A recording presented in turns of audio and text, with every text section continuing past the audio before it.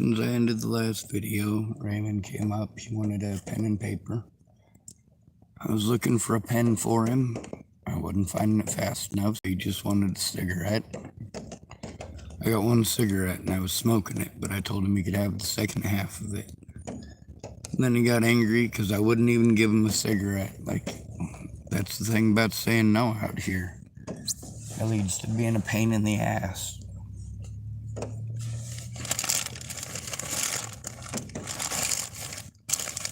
Obviously, I don't hate Raymond. I feel bad for him. I give him cigarettes.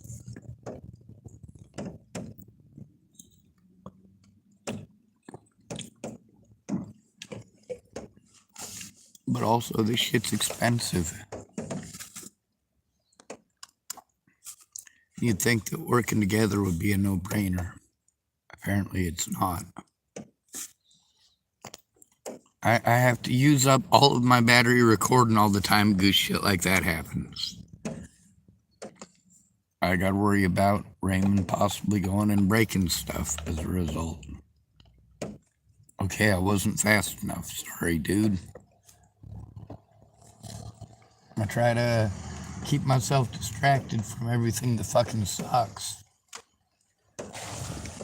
Because I know that without somebody who actually cares to take the time to listen to actually understand the roadblocks that I face, instead of trying to fix every one of them, how about we stop and take an inventory of them? And the most important thing to do is to put a stop to the abuse that I have to endure every day. It is not fun.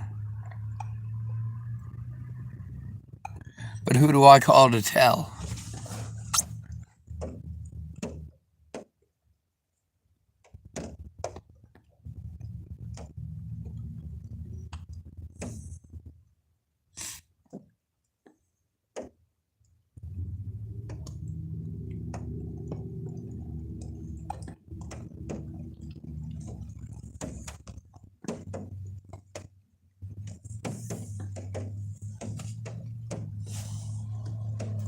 Who do I call when a problem happens that's going to do what you need to do? You call when there's an issue and someone helps you turn it in. That is the only way to do it when you're called mentally ill. You have zero goddamn rights. Who do I call? Who do I call? I have to set up an appointment 3 weeks of fucking ahead of time to get anyone's time to do a goddamn thing.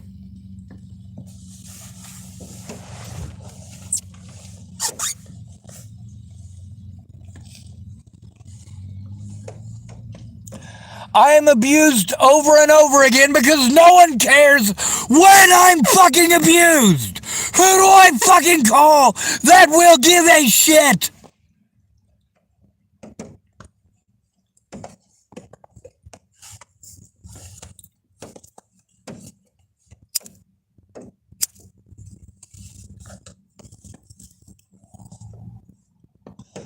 I have to call a friend or family member who will help me to turn it in, who will do so with me, not for me, and then I just have to take their word for it, but actually with me.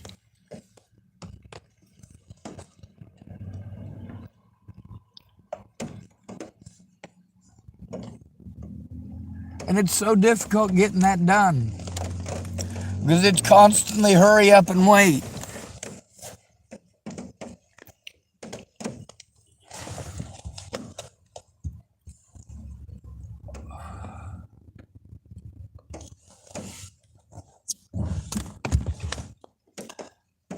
I know that I'm not going to take first seat in anyone's life. And I'm glad for the time that people do make, but they don't make the time to listen first before making decisions, before dragging it out for fucking weeks and weeks and weeks. Let's take the time to listen.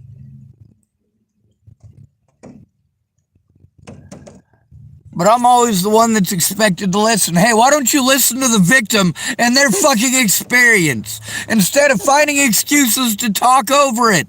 That is always the wrong thing to do. Meanwhile, I'm not allowed to get frustrated.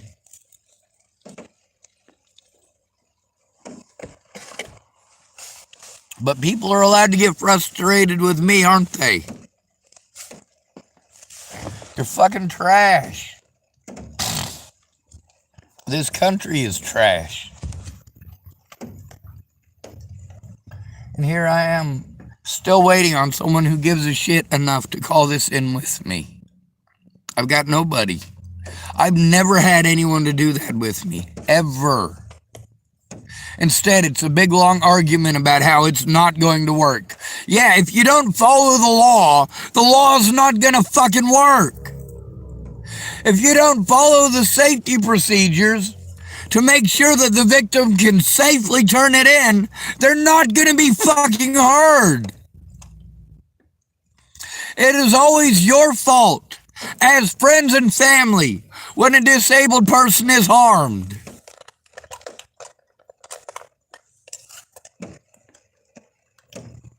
Especially when it happens over and over again.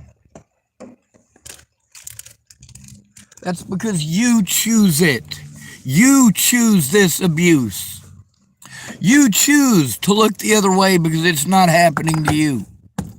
You choose to downplay everything that the victim says. You choose this. You show how much you actually respect the person who's being victimized by how much you're willing to listen. For most of you, that is to say not at all.